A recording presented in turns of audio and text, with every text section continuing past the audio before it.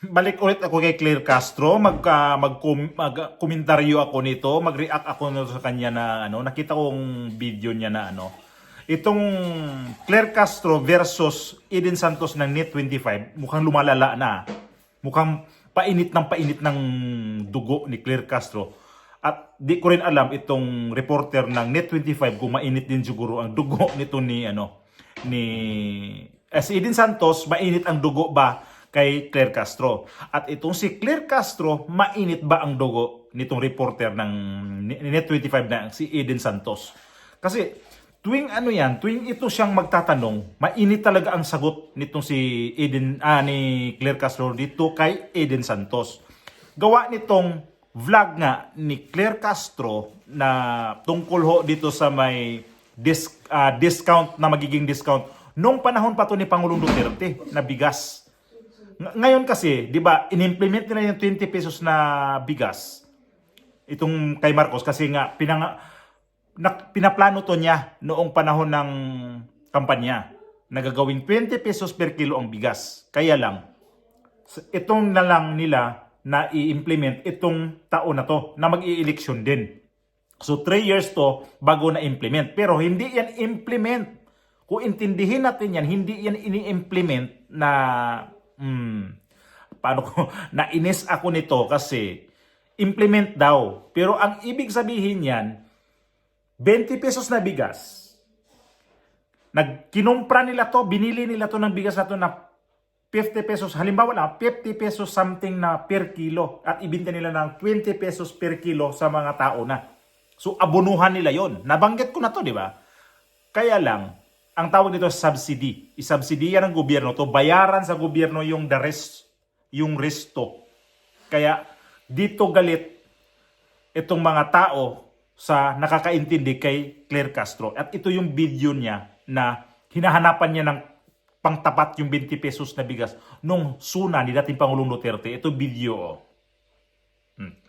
Na natin, pakita ko na to. Ayan, Sige ayan. ha, pangako 20 pesos. Ito, ano kaya ito? Pangako 20 pesos. Kay Bongbong yun. Ito dati ang sinabi, mga ka-clear. Sige.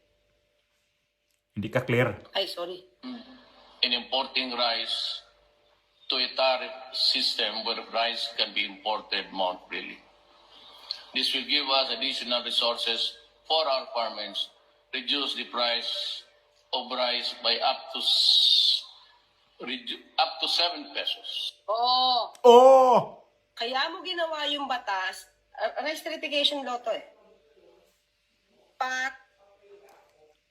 Akala niya, ang sinabi ni dating Pangulong Duterte, gagawing 7 pesos per kilo ang bigas. Niya siguro na, mali.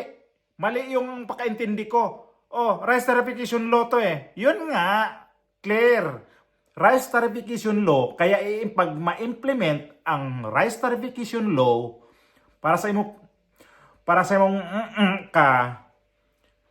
abogada nga, pero bubo.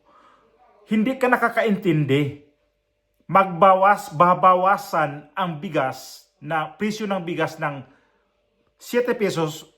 7 pesos o magiging 2 pesos. Basta ang target nun 7 pesos ang pinaka bawas yun. Yun ang ibig sabihin ni dating Pangulong Duterte.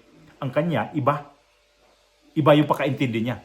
At ito yung mamaya magkaroon siya ng katapat nitong ni Eden Santos. Kasi ito yung magiging tanong ni Eden Santos. Ito si Eden Santos i-play natin to. Sandali, tapusin natin to. Yung gusto mong 7 pesos na kada kilo ay mangyari, ha?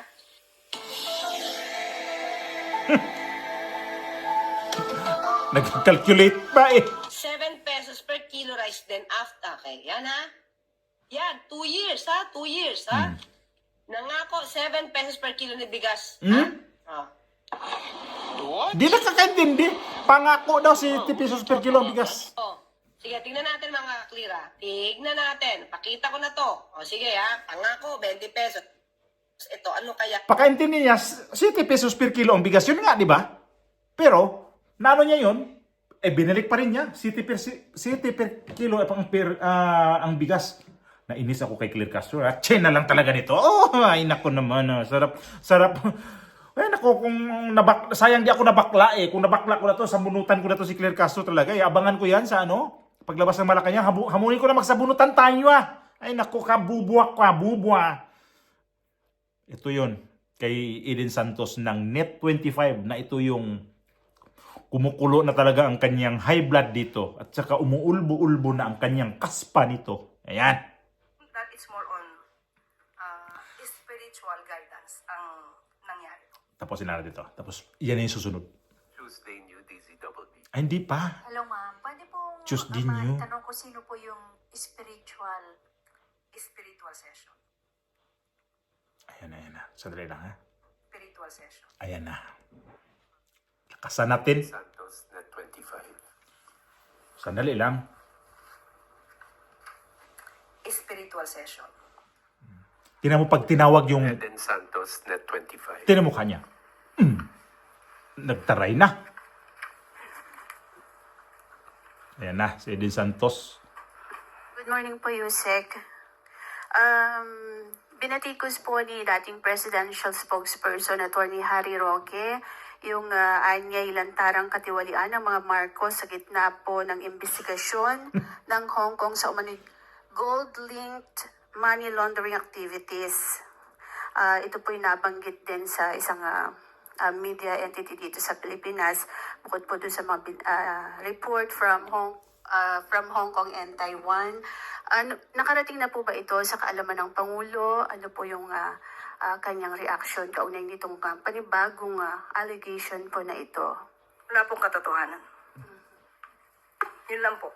So yung categorically deny po ito. Kulit pa rin siya. Walang katotohanan. Oh, walang katotohanan. Doon po sa pagdalo ng Pangulo kanina po sa One Cebu rally sa Cebu, yung po ang presensya ng Pangulong Marcos ay assign po ba yun na yung suporta niya kay suspended Cebu Governor Gwen Garcia ay parang sign din na sinusuportahan niya yung paglabag or hindi pagsunod ni Governor Gwen doon po sa kautusan ng Ombudsman? Wala po tayo nakikitang ganun. Yun lang. Yun lang po. Doon po sa nabanggit Dalawang ninyong tanong, walang 7 sagot. pisong, Yun lang po. baba ng Ito na. Duterte administration, pwede po ba ninyong i-clarify yun kung talagang 7 piso, gagawin 7 piso kada kilo yung bigas that time, or yung sinasabi po ng dating Pangulo na reduce o bawasan lang ng 7 piso yung presyo po ng bigas. Nasa news na po yan. Maaari po niyong i-refer po ang news patungkol po dyan. So, malinaw po na reduce po yung nabanggit. Pero kung sabi niyo sa inyong vlog, Oh. vlog po ba yun, whatever, yung 7 piso, sabi niyo pangako 7 piso at parang sort of ganon.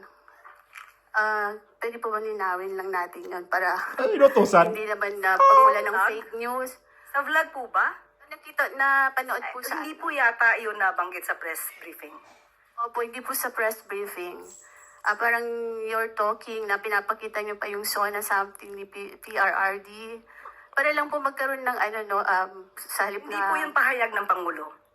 Nandito po tayo sa ating press briefing para Nako. ihayag po Ayaw. ang tiba, announcements ng palasyo.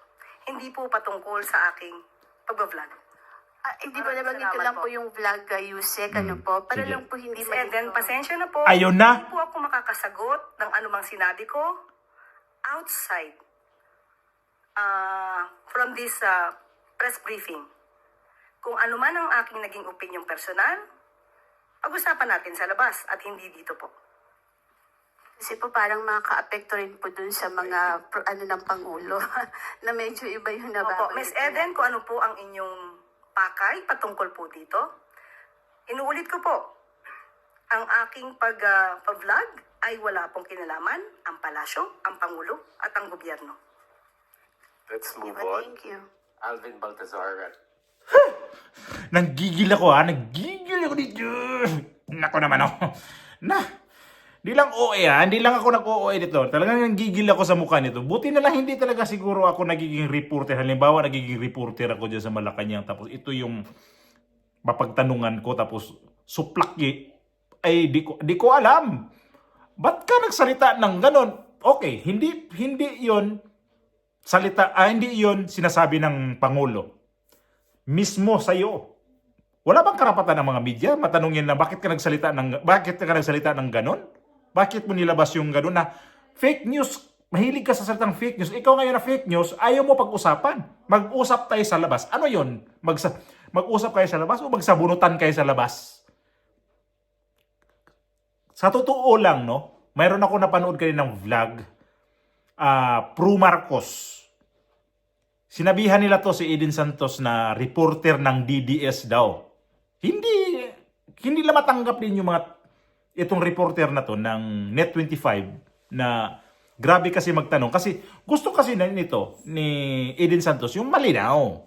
Kaya lang, itong si Claire Castro, Claire na nga pangalan niya, hindi pa Claire sumagot. Ang labo. Dami pa niyang palihis-lihis. Ay, dalawang beses sinabihan yun, di ba? Na mag-usap tayo sa labas. Pag-usapan natin yan sa labas. Bakit ayaw niyo pag-usapan dyan siya mismo sa press-con na yan? Na nandyan na kayo. Bakit sa labas pa? Anong ibig sabihin nun? Para malaya ka na anong gagawin mo nitong reporter ng Net25. Kasi makikita natin kung sinong mga reporter na bayaran ng administrasyon. Diyan lang natin nakikita na itong Net25 na reporter, si Eden Santos, hindi sila bayaran. Ganun lang ho yun. Ganon, kung intindihin natin yung mga reporter iba dyan na hindi sila masyadong nagtatanong sa tungkol ho sa gobyerno. Kung ano talagang ginagawa. Puro na lang yan pahapyaw-hapyaw dyan para sabihin na umatensan sa Ganon ang ugali ni Claire Castro. Malupit, no? Nagtaray, na high blood na siya. So maganda yan. Maganda yan. Eden Santos, sana hindi yan hindi yan tanggalin ng Net25 diyan. Ituloy-tuloy niyo yan Net25 ha, kasi yan ang pangbara sa lalamunan ni Claire Castro. Talaga yung nagliparan yung kaspa ni Claire Castro pag nakikita siguro niyan si Eden Santos. Mga ngayon, mga vlogger ganyan na mga pro Marcos, inis kay Eden Santos, wala daw logic magtanong. Para sa kanila walang logic. Opposite naman kasi ako dito ako sa kabila. Paano walang logic? Anong ibig sabihin ng logic? Gusto talaga puro kay Pangulong Bongbong Marcos ang mga mga aliluya ganun para matutuwa kayo. Di ko naintindihan. Kasi nga ito na yung reporter na to nagtatanong talaga. Gusto niya clarification. Iklaro nyo yun kung ano ba talaga. 7 pesos per kilo ang bigas. Walang sinabi yun ng dating Pangulo na 7 per kilo ang bigas. Reduce. Ano pang niyan? Pwedeng maibaba ang presyo. Ganun. Pwedeng aabutin ng 7 pesos. Mula 2 pesos hanggang 7 pesos. Kung i-implement yung rice tarification law. Kaya ito si Claire Castro galit din to sa mga Villar kasi itong rice tarification law kay Villar kasi yan, Cynthia Villar kasi yan, pinasang batas. Kaya galit sila.